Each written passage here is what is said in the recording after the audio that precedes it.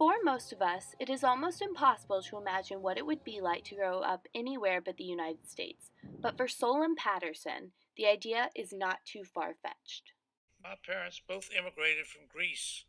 My father came to America in 1901 at age 14, of all things. If it wasn't for the fact that my father came to this country in 1901 in order to pay off the debt his father had incurred as a priest, a Greek Orthodox priest in the old country, uh, I would have never obviously grown up in the U.S.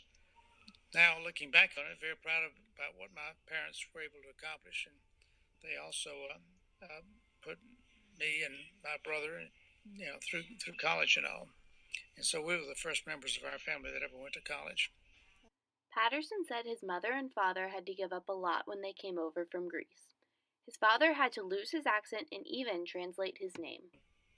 It's it's quite a different environment having being the son of two immigrants, and my mother spoke with a very thick Greek accent, and my father did not. And so he realized when he came to the U.S. in 1901 or shortly thereafter, he realized what a that this wasn't, especially in the South at that time. There's a lot of prejudice against foreigners and people with strange names and accents and so forth. And so he trained himself to get rid of his accent, but he also decided not to continue with the name Papadopoulos. He said he didn't change it.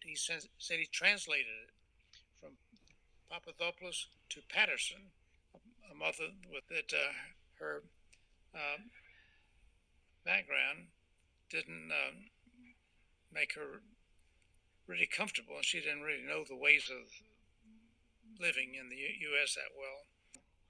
My father had to struggle to do what he had to do in order to, first of all, raise enough money to get his pay off his father's debt of building the church.